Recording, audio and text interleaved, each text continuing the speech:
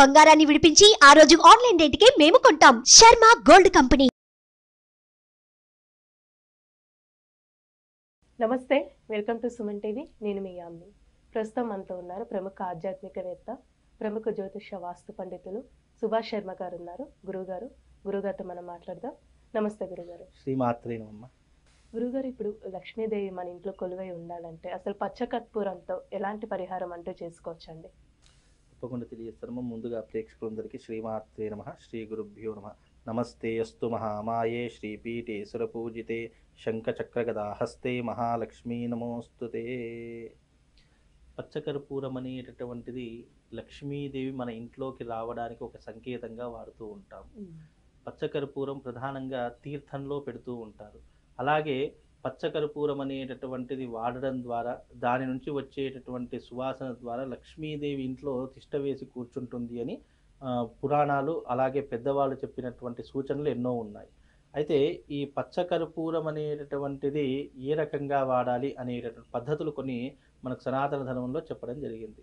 అయితే పచ్చకర్పూరం అనేటటువంటిది పొడిగా చేసి అది కూడా మంత్రించినటువంటి పచ్చకర్పూరం ఉండాలి. మంత్రించినటువంటి పచ్చకర్పూరముతో మనం ఇంట్లో ధూపం వేసుకోవచ్చు. అలాగే లక్ష్మీదేవి ఇంట్లోకి రావాలంటే మంత్రించినటువంటి పచ్చకర్పూరం తీసుకొని ఒక రాగి కలశం తీసుకొని దాంట్లో నిండుగా ప్రధానంగా నీళ్లు పోసి ఆ రాగి కలశంలో పచ్చకర్పూరం వేసి అది ఈశాన్య భాగంలో పెడితే గనక అదృష్టము, ధైర్యము, లక్ష్మీదేవి మూడు కూడా స్థిరంగా మన ఇంట్లో ఉంటాయి అని చెప్పేసి కూడా మనం కొన్ని ప్రశ్నాశాస్త్రంలో చెప్పడం జరిగింది. అయితే ఇవన్నీ దేనికి సంకేతము అనంటే గనక మనకు ధైర్యానికి, అలాగే లక్ష్మీదేవి స్థిరంగా మనతో ఉండడానికి. ఇప్పుడు చాలామంది సంపాదిస్తారు. ఇప్పుడు ₹1,00,000 సంపాదించినటువంటి వ్యక్తి కూడా నెలాఖరికి వచ్చేసరికి చేతిలో చిల్లిగవ్వ కూడా మిగలదు.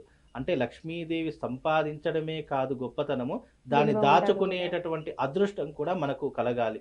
అలా కలిగినప్పుడే లక్ష్మీదేవి మన ఇంట్లో తిష్ట వేసి కూర్చుంటుంది.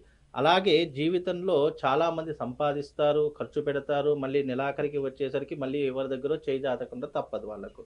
అలాంటి వారి కోసము లక్ష్మీదేవి స్థిరంగా ఇంట్లో ఉండడానికి ఈ రెమెడీని గనక పాటిస్తే వాళ్ళకు జీవితంలో చాలా చక్కగా స్థిర లక్ష్మి ఏర్పడుతూ ఉంటుంది. సంపాదించే దాంట్లో మల్టిపుల్ చాయిస్ వాళ్ళకి ఏర్పడుతూ ఉంటుంది.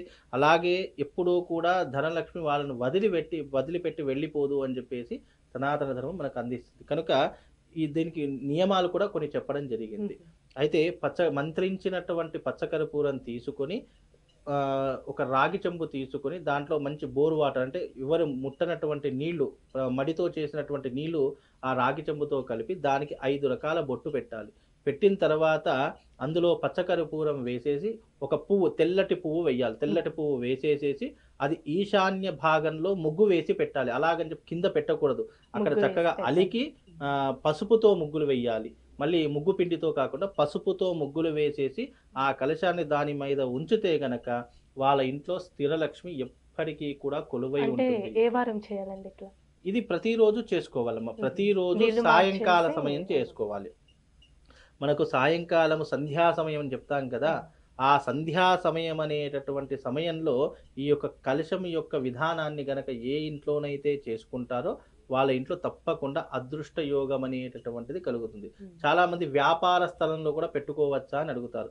వ్యాపార స్థలంలో కూడా మన కౌంటర్ ఏదైతే ఉంటుందో ఆ కౌంటర్కి ఈశాన్య భాగమునందు ఈ విధమైనటువంటి పద్ధతిని ఏర్పరచుకోవాలి. అలా ఏర్పరచుకుంటే గనక వ్యాపారం కూడా చాలా ఉన్నత స్థాయిలో నడుస్తుంది. చిన్న వ్యాపారమైనా సరే, పెద్ద వ్యాపారమైనా సరే, అంటే ధనాన్ని ఆకర్షింపజేస్తుంది, జనాన్ని ఆకర్షింపజేస్తుంది. దాని ద్వారా వాళ్ళ జీవితంలో డబ్బుని అధికంగా సంపాదించడానికి చాలా అద్భుతంగా ఉపయోగపడేటటువంటి చిన్న రెమెడీ. ఈ రెమెడీని ఎవరైనా చేసుకోవచ్చు. అది కూడా నియమనిష్టలతో చేసుకోవాలి, నమ్మకంతో చేసుకోవాలి. నమ్మకమే ప్రతి ఒక్క దానికి అర్థము, పరమార్థాన్ని సూచిస్తుంది. ఇది చేస్తేనే వస్తుంది అనే దాంతో ఎప్పుడూ కూడా చేయకూడదు. అది చేసి చూడాలి, చేసిన తర్వాత ఫలితాన్ని ఆచరించాలి తప్ప ముందు చేస్తే వస్తుందా రాదా అనే డౌట్ఫుల్తో ఎప్పుడూ కూడా ఏది కూడా చేయకూడదు. కనుక ఈ రకంగా మీరు ఆచరించి చూడండి.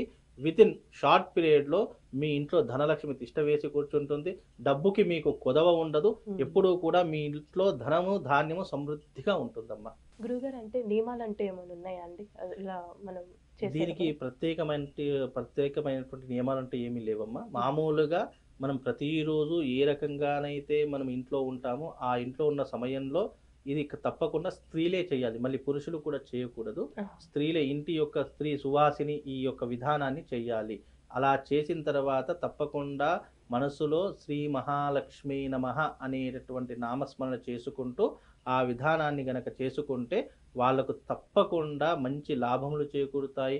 చక్కగా ఇంట్లో ఉన్నటువంటి వాళ్ళందరికీ కూడా ఆనందము, ఐశ్వర్యం, సమృద్ధిగా ఉంటుంది.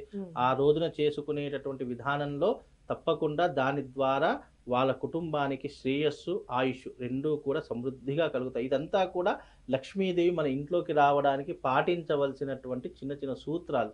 ఇవన్నీ కూడా లాజిక్ లాగా ఆలోచించకూడదు. ఇవన్నీ కూడా పెద్దలు మనకు ఆచరింపదగినటువంటివి, పెద్దలు సూచించినటువంటివి, ఎంతో మంది ఇవి పాటించినటువంటివి, గ్రంథాలలో లిఖించినటువంటి అంశాలే ఇప్పుడు నేను చెప్పినటువంటి రెమెడీ. ఈ రెమెడీతో చేసుకుంటే గనక తప్పకుండా మీరు అన్నట్టు అప్పుల బాధలు కూడా తీరిపోతాయి, ఐశ్వర్యం డబ్బు వచ్చిందంటే ఆటోమేటిక్గా అప్పులు కూడా తీర్చుకుంటారు.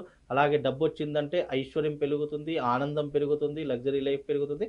అన్నీ కూడా డబ్బుతో ముడిపడి ఉన్నాయి కాబట్టి డబ్బు అనేటటువంటి సమృద్ధిగా లోటు లేకుండా వాళ్ళ ఇంట్లో స్థిరంగా ఉంటుందమ్మా. చాలా చక్కగా తెలియజేశారండి. ధన్యవాదాలు. శ్రీమాత.